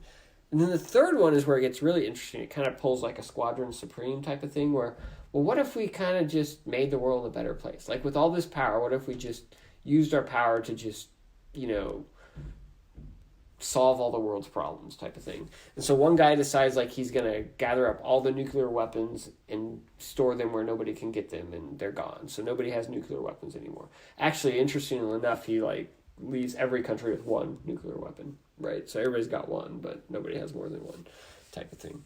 And then, they figure out how to, like, solve the Middle East, and they're solving all these words. I was thinking, like, didn't they bring it into famine or something there? Yeah, so, like, he brought all the, like, fertile land out of the ground and, like, brought it to the surface. So, like, now there's great land to, like, do agriculture and stuff, And then, like, one guy totally takes out, like, the cocaine trade in Colombia and, like, stops the drug trade.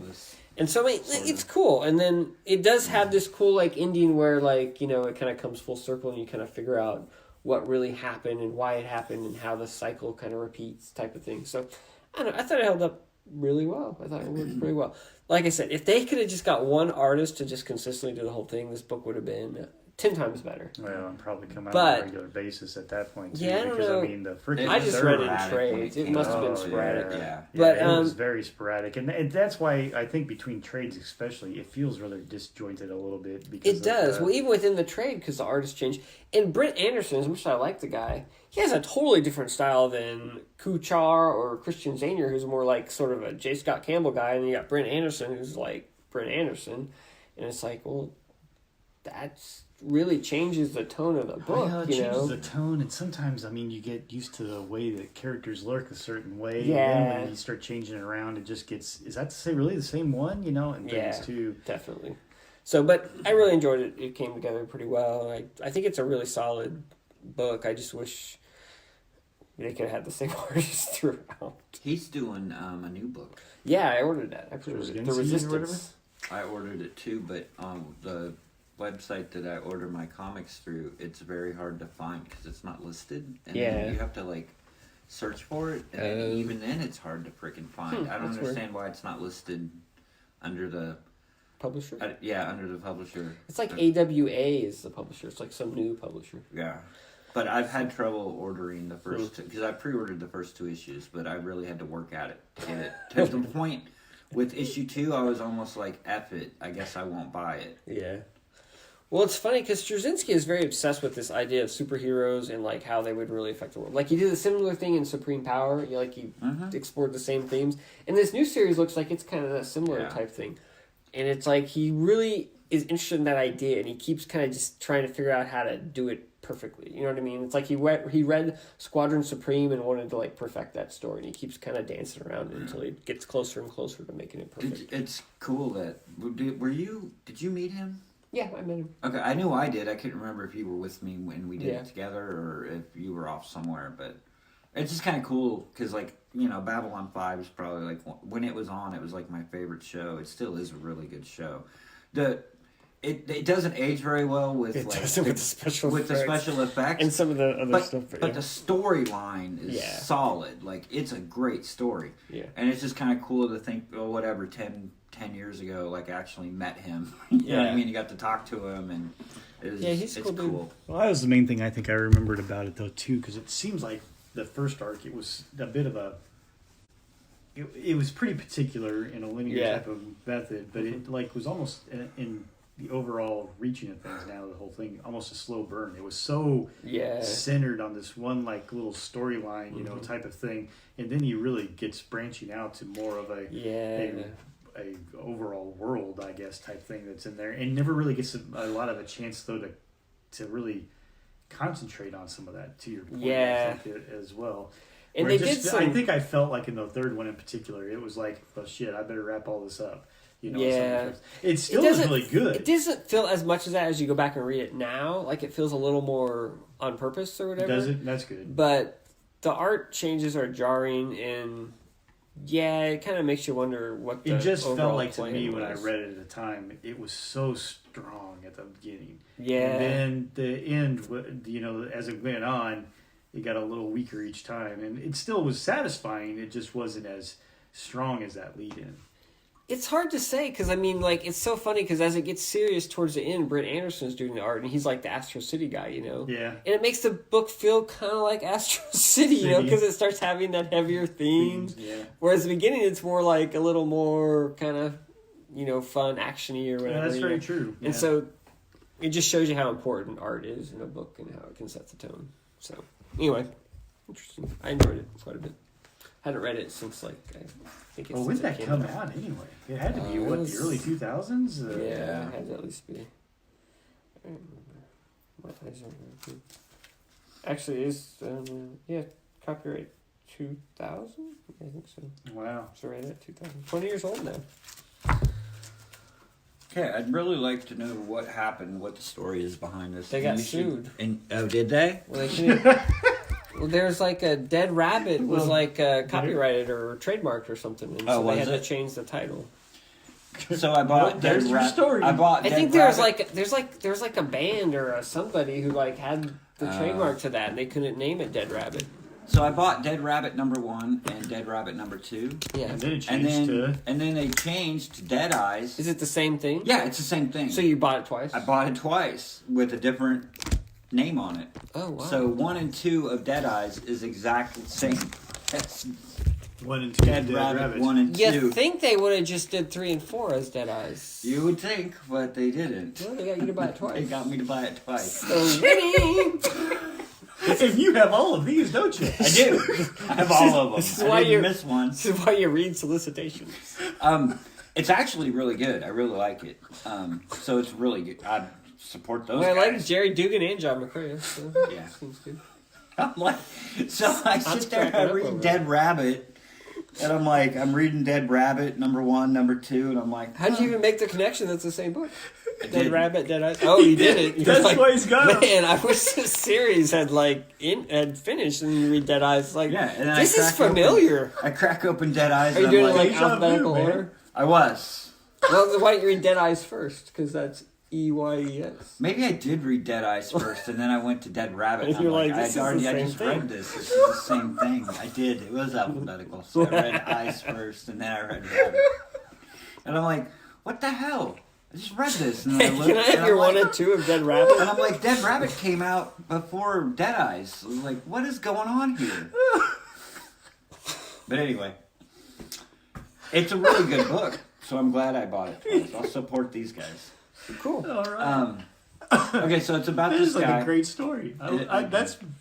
It's fun to be me, Scott. never let people down. This is great. That's actually pretty good. Are you going to I talk think about that- the rest yeah. of this one first? Yes. So there's a Dead Eyes. Apparently, he was probably Dead Rabbit in the first book, but he was like a masked criminal, bad guy, like 20 years ago. So the story starts out. It's like the 20-year or 10-year whatever anniversary the last time he's been seen, and it's like on the news and stuff. But he's retired, and he's just living a normal life. But his wife is like really sick. Like she's in a wheelchair, and he's actually got like a real job. Like he's out working at he's like the greeter at Walmart or whatever. They don't call it Walmart, but it's like the big box store. Blah blah That's blah. gotta suck. And he's in there running the cashier, and he sees this guy come in, and He's running the cashier or running the cash register? he's running the cash register. Oh, okay. He's cash. He he's is the checking. cashier. He is even more than a. Well, he's greeter. not normally doing that, but he gets on there because he sees this guy walking I by. was With, supposed to be here today. he's working, but he sees this guy and he's got a cart full and he's got like the trash bags and the bleach and the. Sweet. So he knows that this guy's getting rid of a body, right? I'm gonna go to 'Cause Walmart he and used just buy to- like a trash bag. Because he used to do this, and so he bumps he's like, hey, Cindy, the boss needs to see you like right now.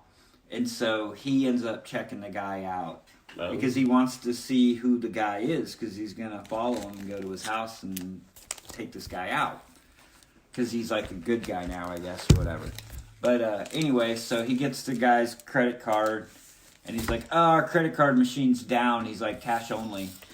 And the guy's like, well, I don't have any cash. He's like, F this place, and he just leaves. So then he goes to the place and ends up, I think he kills the guy or beats him up or whatever, and he comes back home, and his wife's like, where you been? And he's like, oh, I was, working.